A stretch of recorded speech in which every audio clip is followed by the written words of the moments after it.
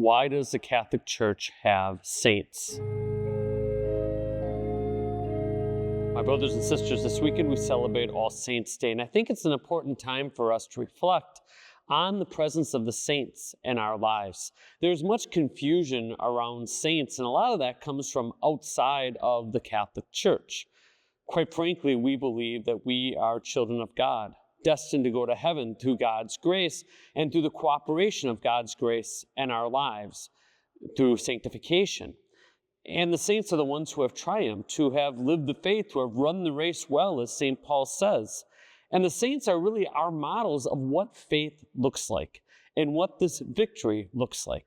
What's so cool is saints come in every shape and size, every era, so many different ways of living the faith to show us just how diverse holiness is. Now, when I talk about diversity here, I'm not talking that the Ten Commandments are open to debate or holiness is open to debate, but the way we are called to participate in God's glory, since God's glory is so vast, is very diverse among us. It's like we all get to have a particular facet in the glory of God. I'm reminded of the song, He's Got the Whole World in His Hands. This is a beautiful song I learned as a kid in Catholic school.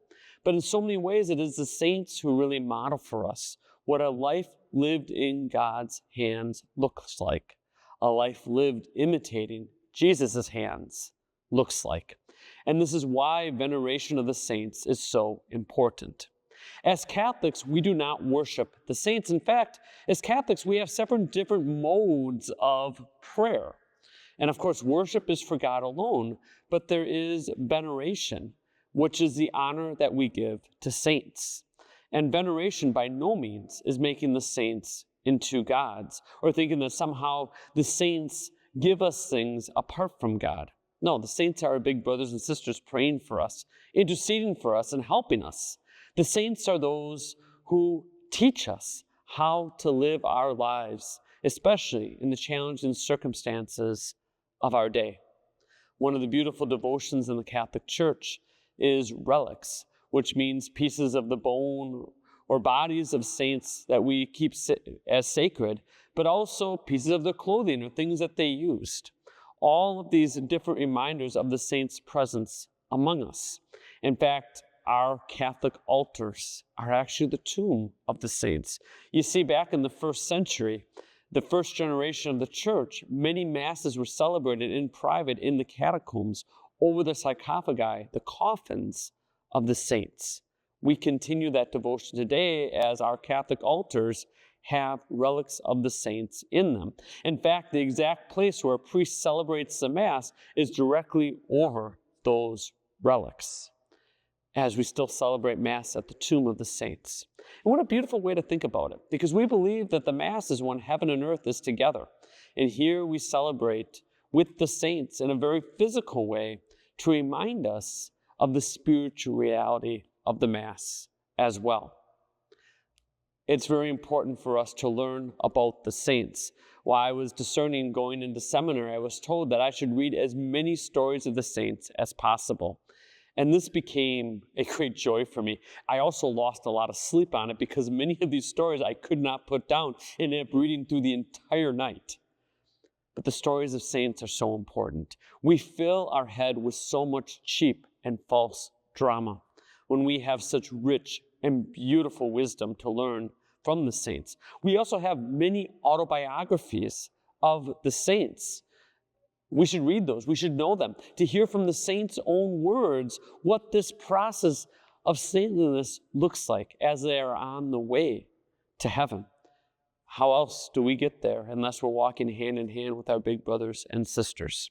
So I just want to encourage all of us that as All Saints' Day is coming up, that we take it very, very seriously.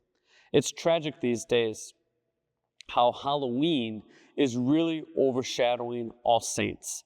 You know, Halloween, Hallows Eve, was the vigil of All Saints' Day. The root of our customs really was that you dressed up as saints and you got candy from the priest when you dressed up as a saint and knew something about your saint.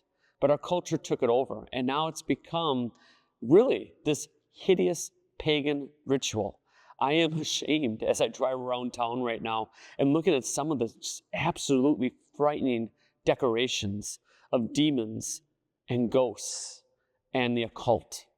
This is not what we are about. And I think for each of us, we need to help our kids recognize the saints, to feel a living relationship with them, and not to go into the Halloween cult where it's all about no God and all about witchcraft and all about being afraid or curious of the devil and demons. This is not helpful. There is no trick or treat with the saints. It is all heavenly delight. And we play so many games in this life, so many games with our own salvation, so many games with God's generosity and mercy. It is the saints who help us to stop the games and to truly live the journey that we are all called to, the journey of holiness. God bless all of you. Magnificat anima mea Dominum. My soul magnifies the Lord.